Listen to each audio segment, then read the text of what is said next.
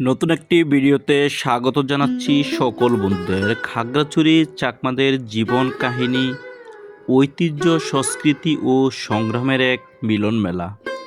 তারা প্রধানত বৌদ্ধ ধর্মাবলম্বী ও বিজু উৎসব পালন করে, ঐতিহ্যবাহী ঝুম নৃত্য পরিবেশন করে, ঝুম চাষ ও কৃষিকাজ করে জীবিকা নির্বাহ করে এবং তাদের নিজস্ব ভাষা ও চাকমা রাজার মাধ্যমে সমাজে পরিচালিত হয়। যেখানে শিক্ষা ও আধুনিকতার ছোঁয়া লাগলেও তারা নিজেদের সংস্কৃতি ধরে রেখেছেন। ঝুম চাষ করে এবং সমতল ভূমিতে স্বাভাবিক সেচের মাধ্যমে কৃষিকাজ তাদের প্রধান পেশা।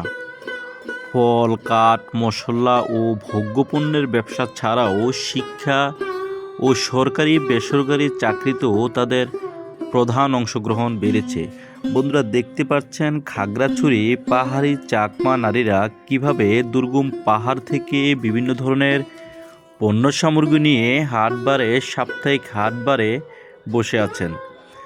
চাকমা নারীরা প্রধানত এই ধরনের পণ্য সামগ্রী বিক্রি করে তাদের জীবিকা নির্বাহ করে। চাকমা নারীরা দুর্গম পাহাড়ে অনেক কষ্ট করে এই ধরনের ফসল আবাদ করে থাকেন। আজকের ভিডিওতে ঘুরে দেখাবো চাকমা নারীরা কী ধরনের দ্রব্যপণ্য বিক্রি করে থাকেন। চলুন বন্ধুরা, তাহলে ঘুরে দেখি পাহাড়িদের ভিডিওটা।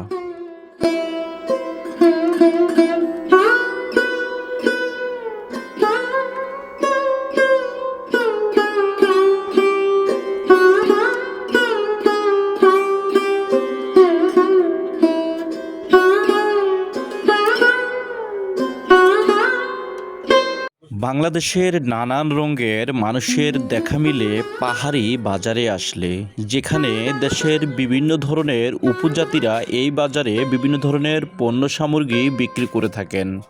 এখানে দুর্গম পাহাড়িরা চাকমা, মারমা, ত্রিপুরা, মগ এবং পাহাড়ি যে অন্য জাতি আছে দেখা মিলে পার্বত্য পাহাড়ি এলাকার বাজারে আসলে।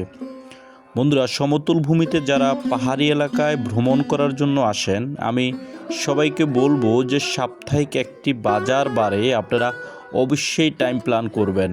তাহলে দুর্গম পাহাড় থেকে পাহাড়ি নারীরা কী ধরনের পণ্য সামগ্রী নিয়ে আসেন এবং পাহাড়ি মানুষের যেই ভরণ, কথাবার্তা, চলন এবং পাহাড়িদের যেই ঐতিহ্য আপনি অবশ্যই উপভোগ করতে পারবেন। দেখতে পাচ্ছেন পাহাড়ি চাকমা নারী কীভাবে ডাবা খাচ্ছেন।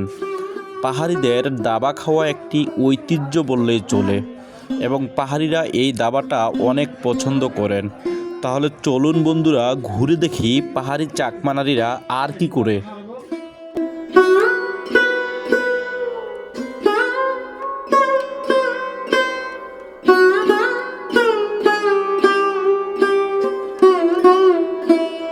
বন্ধুরা, তাহলে বিদায় নিচ্ছি আজকের মতো। ভিডিওটি ভালো লাগলে সবাই শেয়ার করে দিবেন এবং অন্যদেরকে দেখার সুযোগ করে দিবেন। পার্বত্য পাহাড়ি এলাকার ভিডিও পেতে হলে আমার চ্যানেলটি সাবস্ক্রাইব করে পাশে থাকবেন। ধন্যবাদ।